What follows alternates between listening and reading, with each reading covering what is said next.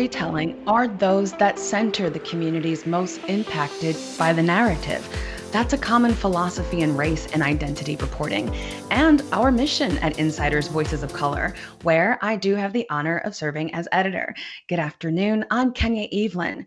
And while the statement may be common knowledge, an unfortunate reality is that, similar to newsrooms, oftentimes the communities most vulnerable to climate change are left out of positions of leadership, policy, even panels such as these.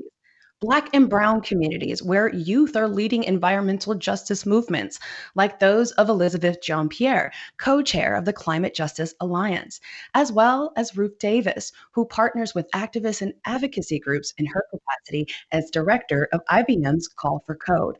In fact, this very site you see is often a rarity.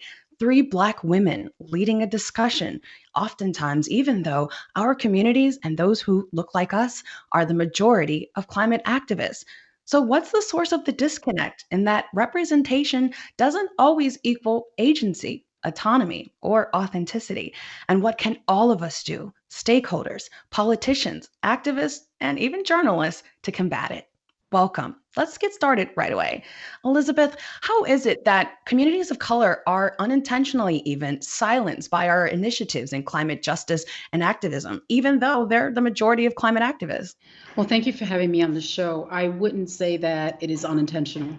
I think that a lot of the ideas that are coming from the front line of the climate crisis, everything from what we call a just recovery, a just transition, building the bigger we and fighting the bad, the solutions that we've operationalized in our community are being extracted by businesses. They're being extracted by big organizations, and it's almost as if people want our ideas, they just don't want us at the table. And so we're at this position right now where we're saying that if we're not at the table, we're going to build our own. The truth is that our fingerprints are all over everything from infrastructure to policy, from a citywide to a national level. We are the ones that are actually changing the landscape in our communities and nationally and throughout the global South. So I think that the idea that leadership looks like us is a problem for a lot of folks. And so I would say that it is intentional. It's really, once we say it's unintentional, we give people a pass for bad behavior. And it's that bad behavior that put us here in the first place. I'm glad you mentioned that a common philosophy also even, and so thank you even for the correction, is that it doesn't matter intent. What matters most is the impact. Our intentions matter not so much as the impact of our harm or our action. And so we know, even like we mentioned, regardless of intent, tech has worked in tandem with these issues that can unintentionally or intent silence communities of color. But what are those lessons learned in the ways that tech have perpetuated harm? Ruth, I'll leave this to you, but we know that oftentimes tech has worked in tandem with communities, but also have worked to silence communities. And so, what are some of those lessons learned in how we can move forward with communities and amplifying that agency? Well, thank you, Kenya. And we are certainly focused on amplification. We realize that because of racial inequality, that climate change is already disproportionately impacting Black and Brown populations. And this is going to continue to be exacerbated as the effects of climate change continue to grow. And unfortunately, as you've already stated, the very same people that are most at risk from climate change are those that have the fewest resources to come. And this is where technology can really help. We know that we need to have creative solutions that are not only accessible, but scalable and then customizable down to the community and neighborhood level to have impact. We also know that the activists and advocacy groups and individuals that are in the communities tackling these issues on the ground can benefit from the data and information and insights that can be leveraged by technology. So we at IBM are really committed to fighting back against climate change, against racial injustice. And I'm here today to ask other companies to join us. But we know similarly that the work is being done. It's being done at the grassroots, at the local, at the street level with community organizers, with people that often are left out of that conversations that are happening at the table, at the decision-making table. So how important is that in terms of the work that's already being done in amplifying the change makers? Elizabeth, how does your organization even work to amplify the change makers that are doing the work right now? And how can all of us be better at amplifying that work? Well, thank you for asking that question. Ruth is absolutely right that the people most impacted are the people who have not contributed to climate change, but they're also at the forefront of the solutions. So in our community, for example, we launched the first community-owned solar cooperative in the state of New York. We just recently got support of $200 million to invest it in offshore wind in South Brooklyn. So the projects are big and they're small. We are building leadership and we are shaping policy. We helped pass with a state coalition of over close to 300 members, the Climate Leadership and Community Protection Act. It's the legislation that is now being used by the Biden administration for Justice 40. And our communities are involved in a multiplicity of ways, everything from sharing information to making recommendations about climate adaptation, mitigation, and resilience, looking at industrial waterfronts and thinking about how do we engage in a green reindustrialization of the waterfront so that instead of dropping co-pollutants and carbon into our atmosphere and into our lungs, we are building for the climate future. These are all recommendations and solutions that are coming from the grassroots, mostly women of color led, all over the United States. And you mentioned these are women of color led. These are the voices that are leading the movement. And we've had similar discussions between even just adapting our language to improve better agency and autonomy and equipping communities. In terms of you're not giving folks voice, they're demanding their voice. How can we, as stakeholders, as tech, as activists, even myself as a journalist, how can we be more intentional, even in something as our language, and making sure that folks aren't being given a voice, but communities are demanding or being invested in and provided the platform to demand their voice? I agree that IBM is working to provide tools to help amplify the voices of those community change makers. We cannot do it alone, but technology certainly helps enable it. We have, with Call for Code, for example, it's a Tech for Good program that has impact in multiple ways. We look at it from a threefold approach. We are not only looking to address areas such as local impact and climate change, but also advancing policy, legislation, and reform for racial justice issues. But we do this by equipping the estimated 24 million developers globally with open source powered cutting edge technologies that makes it accessible and customizable and scalable for the communities. And then we actively partner with a diverse ecosystem to help make a difference. And then finally, we deploy these solutions. And I love hearing about your solutions, Elizabeth. We'd love to get you engaged with us and we can help scale those solutions. But technology makes a big difference there.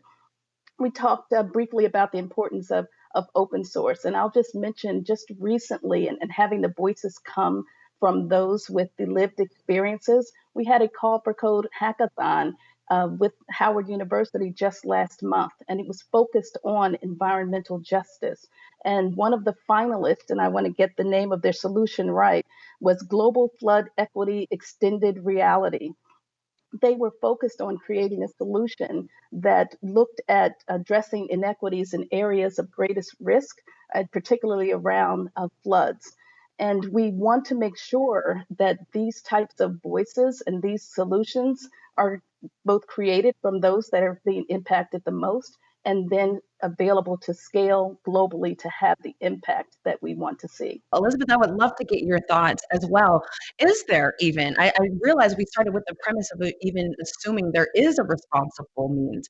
Is there a responsible way that those of us stakeholders in this fight against climate change can be better in checking ourselves to make sure that we are providing the platform for others to demand a voice in this conversation and not feel as though we are giving folks voice? Well, I think solutions really need to be centered on racial justice and equity. And I think that while we're talking about building what we call a just transition, which is a move away from extractive economy to renewable energy, we also need to talk about building just relationships and what that looks like. There are opportunities for people to be able to use their resources and their privilege in a way that adds, that supports, that amplifies, and doesn't supplant local leadership, doesn't compete, where we can be creating literally a culture of practice around collaboration. And I think climate change is demanding a different kind of citizenry, a different kind of interaction between people if we're going to win this together. And I think that that's one of the biggest challenges. This country was built on competition and on people running to the front and having the best ideas without understanding that the people that are most impacted really have to lead.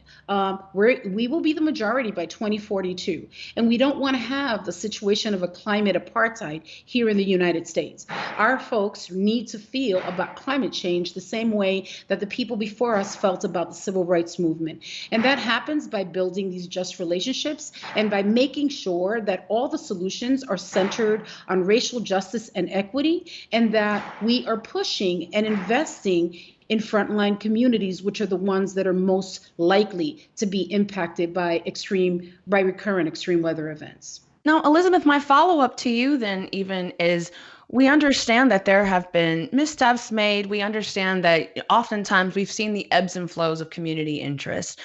We see the parachuting organizations that come in and throw resources or throw some temporary measures of investment, but then, they disappear. There isn't that consistency. What measures of accountability are there to ensure that that isn't a matter of a trend or something that we're seeing that is temporary, but then those investments are disappeared so long as there is no longer a white face to attach to it?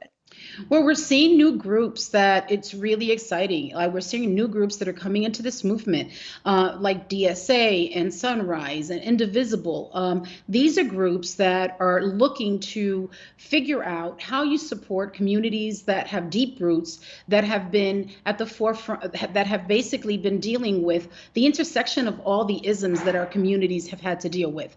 And what we're asking for them to do is not to lead, but to ask, how can we serve? What kind of data collection should be done? What kind of policy research can be done that will add value or will make it possible for us to collectively move faster? We're seeing that the movements are much more intergenerational and look more like our communities and sort of the power dynamic that exists. So there is a cultural shift all over the United States, and we're seeing that that cultural shift is also coming together with a culture of practice that is radically different than the past. And so that gives us hope, and it also makes it possible for us to have victories, for us to have wins, which is so necessary in the age of COVID and climate change. And so it is possible to build those just relationships. We've seen that happen in our community, and we're seeing it happen all over the United States, in the Gulf South, in California, in Detroit. We are seeing that there is a whole new generation of young white folks who are rejecting capitalism and are rejecting white supremacy and are looking to engage in a way that is different than the way that they were conditioned to be in community. And that is what we're going to need, because climate change is going to disrupt everything. And if we continue to engage with each other in the way that we have in the past and embrace old models that got us to where we are today, we won't win. And literally everything is at stake. So those emerging groups make me feel that there's hope, and I've seen it happen. We have been building the kinds of relationships that we need across race and ethnicity that is going to be necessary if we're going to thrive and survive. Now, Ruth, you also put out a challenge to your colleagues, to your peers out in the industry. What role and what investments will be required for stakeholders, for tech, to do what they're doing now, as we saw and as we see doing the work of engaging with communities, but to continue and even accelerate that work as climate change becomes an urgent matter of our lives? Yes, climate change is already urgent, and it is important that we do this together. So, Elizabeth's point about coming together and not trying to lead, but asking. I'm asking right now, Elizabeth, for you and the organizations that you're associated with to engage with us with Call for Code. It is a Tech for Good program. It is all about having local impact. And the way that we can accelerate this is through the expansion of our ecosystem. This year, we added for our climate change focus, Heifer International, and Charity Water. We were already working with the UN of disaster risk reduction, the United Way, a World Food Program, working with Black Girls Code and Caribbean Girls Hack. What that does is provide that diversity of thought and ideas that come together to make a difference. We have the subject matter experts and those with the lived experiences, helping to create these solutions around the things that are most impactful for the vulnerable communities. So as we look at moving forward, we have to deploy these solutions and bring these ideas to life in the communities they were designed to serve. And we're looking to do that in a continued way. And just another example that occurred that it's so exciting. Last year, our winner of our climate change global challenge was a group of students. And one of the students was the son of rural farmers in India. So they developed an application that allowed farmers to make smarter decisions based on what to plant and where using the weather company data. Now that solution has now been deployed, and over 500 rural farmers have been testing it out in India, Brazil, and Mongolia. So the challenge is to continue to engage, become a part of the ecosystem, and work with us to have impact. We are committed to this. As Elizabeth said, the ideas are already there in the communities. The solutions are out there. Let's leverage this open source platform through Call for Code. We can make a difference together. And so I want to ask you both, and Elizabeth, I'll start with you, but we've had this same conversation. We have had, like we've mentioned, ebbs and flows throughout social justice, racial justice movements, especially in recent history, that have called us to question our entire premise of institutions, whether they can be reformed and whether they should just simply be abolished. We've seen that applicable to so many different issues related to race and social justice. But how is that applicable to climate change? We mentioned, and Elizabeth, you said it may require us to completely renew our thinking on how to approach, what processes we're using to approach climate change and climate policy. Is this one of those examples, and how so, where perhaps we need to be considering not reforming the system, but abolishing it altogether? We are now at that point where we've tipped, where everything literally is at stake. And what is required is a radical transformation, even from the business side. You know, we see companies like Patagonia that work really closely with communities and are constantly asking, how are we doing? How can we do better? How can we engage the people who work with us, our products, within the carbon, living within the carbon footprint. And so there are businesses that are looking at radical ways of working with community, and we're going to need that from everyone. We're going to need that from people in governance who are used to being working with grass top organizations and being top down and managing expectations from the front line. They're going to have to share power and governance. So what's required right now is being demanded by climate change, and negotiating our lives and our future is just not an option. And then, Ruth, I'll leave it to you for our last question then. What more can all of us, stakeholders, tech, policy executives, journalists, activists, what more can all of us be doing so that panels like these, where those leading the discussion are actually representative of the most vulnerable communities disproportionately experiencing the effects? What can we do to better equip our communities with agency and autonomy to effect change? Well, we need more of us in the room. That is absolutely the case. And IBM is working to do that, and other companies need to do the same. We need to leverage platforms, as I mentioned, Call for Code. We also have Call for Code for Racial Justice. Those solutions were born out of the social unrest of 2020, and now they focus on three key areas around racial justice in terms of policy and diverse representation, as well as legislation and reform. So we need to continue from the ground up to have the representation and also the technical skills and just the ideation from those of us that are living the experiences and the impact of climate change. It is about collaboration and coming together for this critical cause. And I agree with you, Elizabeth. It's not about for profit. These are issues that are affecting all of us. They're affecting some of us disproportionately, but we can come together to leverage technology, other stakeholders coming together as a group to have a positive impact and move forward. Because that's what matters most, as we know, centering the communities most impacted as a journalist by the narrative of our storytelling, or even the outcome of our activism, the performance of our policies. So, what story are you telling in your communities and those most vulnerable to the narrative or the consequences of climate change? Give us your feedback and let us know. For now, take care, and thank you for joining us.